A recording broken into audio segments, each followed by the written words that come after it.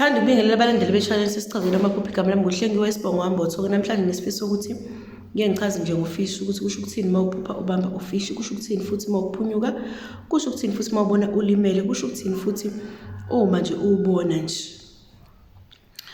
Ufish bafowethu, uma uphupha usuke usho isimo sokwamukeliswa inhlanhla kuwena, kunoma ngabe yiphi into osuke ufuna ukuyenza, ukuthi okwakho sekusezandleni zakho, ithongo lakho likuvumelile lakwamukelisa, selikunikezile leyo yinto leyo okade wawuyifuna.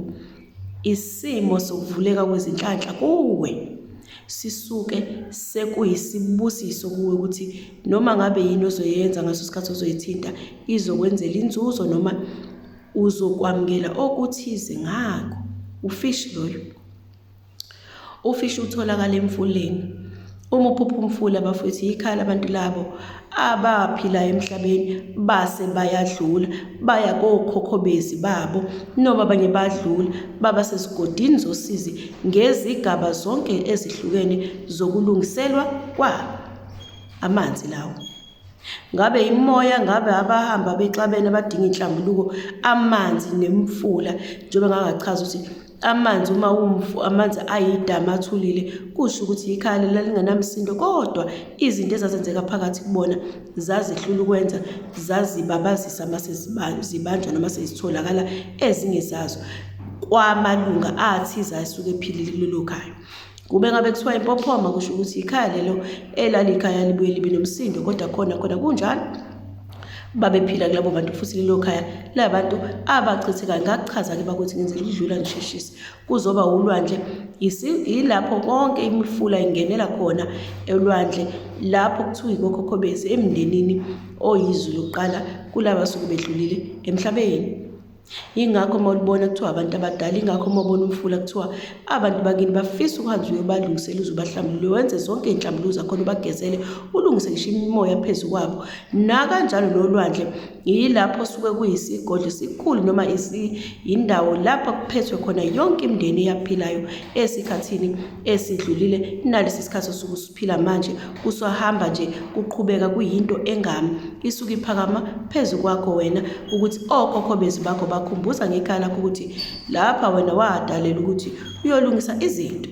Nakho usubona olwandle, ubona ufish, kusho ukuthi okhokhobezi bakho bakwamukelise inhlanhla ezandleni zakho, bakumbathisile manje ngesimo senhlanhla ngoba wena njani ulungisa izinto. Khumbula phela ukuthi ufish uma uthola noma uze ubambe, fanele ufake ukudla lapho odobeni. Uma uyaphonsa, uyabona, phonsa phakathi mase uyakwazi ukuphuma. Ngale ndlela-ke ngisho ngayo, uma kunezinto lokhu uzihambisa edlozini, uzilungisa, uyogcina wamukeliswa inhlanhla, uyogcina ubambile ufish. Uma ufaka udoba, ufaka ukudla ukuze kwazi ukubamba phela udobo lakho lubambe leyo fish osuke ufuna ngaleso sikhathi. Nakanjalo ephusheni, uma uphupha ususezandleni zakho noma ukuwe, okusho ukuthi wena kunale ndlela ubulade lokwenza ngayo, uzama ngayo, usuze manje waqondanisa inhlanhla yakho, wakwazi ukuthi noma inhlanhla edlozini okwenzile bakwazi ukuyethula noma bakuphe isibusiso sokuthi okwenzayo kusukela manje kuzokulungela. Kuvuleke iminyango ethize emele isimo sonke sokuthi wena kube nezinto ezizokuphumelelisa ezizoba zinhle kuwe, zikujabulise, ngoba ubolokhu uncenga kancane kubantu bakini, uzama uciphize leli bhathini, uzama ukwenza kalokhu, uzama ukwenza iy'thembu, uzama ukuthi ubageze, uzama ukwenza inhlambuluko ekhaya. Yizindobo zonke lezo ozifaka ukuze phela uzobamba lo fish oyisibusiso senhlanhla phezu kwakho owuphiwa abantu abangasekho.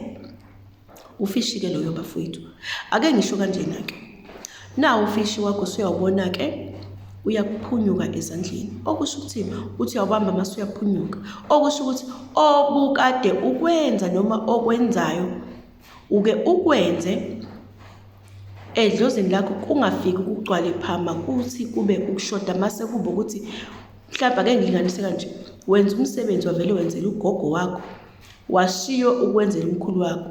Bekumele ngabe uqale komkhulu wasuvele uqala ngogogo. Yebo phela ungawubona ufishi, kodwa mase kuba ukuthi kuyashoda, ilapho uzobona ngathi uyaphunyuka ezandleni. Okokuqala lokho. Okwesibili, uma ubona ngathi uyaphunyuka ezandleni, noma uthi uyawubamba ungabambeki, noma ubona ngamehlo, ukutshengisa ukuthi ikhona inhlanhla kuwena, ikhona into abafuna ukwamukelisa yona, kodwa kunalesi sigabanyana esincane ongasenzanga ngendlela, awuphinde futhi uzame, uphinde wenze okunye futhi okufana nalokhu obukade ukwenzile, kodwa ushintshe abantu abathize, noma ubale abantu abathize obaziyo abaphilayo abaningana, ubalungisele ngale ndlela le efana nale kade uwenze ngayo ekuqaleni, ukuze uzohlala ezandleni zakho phela ufishi. Uma ubona ufishi uyithatha ubafaka entweni ethize, utshengisa ukuthi ubacosha phansi, noma ubadoba, noma ubabamba ngezandla, okusho ukuthi impela inhlanhla ezandleni zakho isivunyiwe. Uma ufishi ezandleni zakho uthi noma uthi uyobamba, mase kuba khona udonga lameva, noma mase kuba khona indawo ezichaphozi, noma indawo ekuvimbayo ukuthi ungakwazi ukuthola, kusho ukuthini lokho kuwena? Kusho ukuthi kuhamba empilweni yakho kube khona izinhlambuluko ezithize kulaba abaphilayo-ke, kodwa-ke ukuthi abangasekho bayakutshengisa ukuthi wena inhlanhla yakho ikhona, kodwa uvinjwa udonga oluthize, uvinjwa isimo senhlambuluko ethize efanele niyenze ninodwa. Ngenzeka ukuthi emndenini beningatholani ngemoya, noma kakhulukazi ebantwaneni uthole ukuthi wake wakhuluma amagama wawabhekisa ngendlela othanda ngayo kumzali wakho, mase kuma udonga lwenhlanhla kuwe, ngoba phela khumbula ukuthi umzali ukuwe njengoba elapha emhlabeni uNkulunkulu wakho wokuqala. Uma inhliziyo yakhe yadikibala waze wabhekisa phansi zonke izinto kuwena, inhlanhla iyohambela kude kunawe. Ngiphinde ngiqhubeke, uma uke wazibona uphupha ubamba ufishi, wase uphinda futhi ubone ufishi, kusho inhlanhla lokho uma ukuthi ubambile, kusho ukuvuleka kwezinto. Uma kusubona ufishi wakho ulimele, noma khona umuntu obulala ufishi ngiphambi kwakho, kusho ukuthini lokho? Kusho ukuthi idlozi lakho likuphile, kodwa bhasobha noma gada abantu abaseduzane nawe. Uma nje lo fishi begcine bobulala ufa, bhasobha abantu abaseduzane nawe, bhasobha abantu abaseduzane nawe, ukuthi ezintweni zakho zonke ozenzayo nezinto ozama ukuzenza bayazama ukuhliphiza leyo nhlanhla, ukuthi akungakulungeli, le nhlanhla ekwehlele ayingakusebenzeli wena, ngoba manje uzobadlula.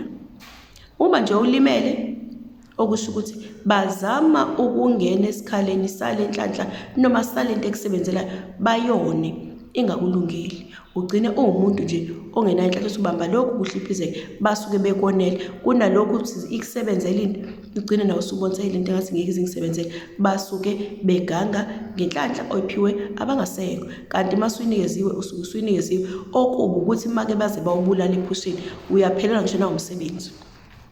Mawubona nje ufishi bobulala phambi kwakho, usuke lapho bakuqedela, bekuhliphizela, bekhulumela ngezinto eziningi, ubone sekuphinda ngathi bekade kuvulekile, sekuvele kuyavaleka. Abantu abaphilayo-ke labo abakwazi ukwenza leyo nto, ukuthola ukuthi ubona ufishi ufa, ubona ufishi uvinjwa udonga, kusho ukuthi kunabakumonelayo uma ufa, kunabakuhliphizelayo uma ulimele, bakuhliphizela inhlanhla. Uma kunodonga noma kunameva, uthi uzama kusuke kudingakala inhlambuluko enhlale phansi, nikhulume nalaba enixabane nabo emndenini wakho, uze leyo nhlanhla yakho, ngoba isuke idlula kubona. Phela kuyenzeka kube abantu abadala, uthole ukuthi ukhulume wangaba nolimi olukahle, yabona. Uma ubona zonke lezi zinto bokwazi ukuthi ufishi ushinhlanhla yakho, ufishi uma uphunyuka usho ukuthi kunento ofanele uyilungise kayo futhi kabusha edlozini lakho, uphinde wenze ukutshengisa ukuthi khona okuzamile wakwenza, kodwa kwangenzeka ngendlela eqondile kunabantu abasalile. Uma ulimele kusho ukuthi kunabantu abazama ukonela impilo yakho noma inhlanhla osuke iphiwe edlozini. Uma ufa kunabantu abasuke bezama ukuqeda yonke nje inhlanhla osuke zonke izinto osuke uzama ukuzisebenzela noma uzisebenzelile noma suke uzenza, ngoba suke idlozi lakho bevala-ke mfowethu, nawe dadewethu, nawe mama. Lapho uma kukanjalo uzama ukuthi uyisukumele le ndaba, ukwazi ukuthi ulungise. Namhlanje ngicela ukuthi ngime lapho, ngophinde ngibuye nokunye ngokuzayo.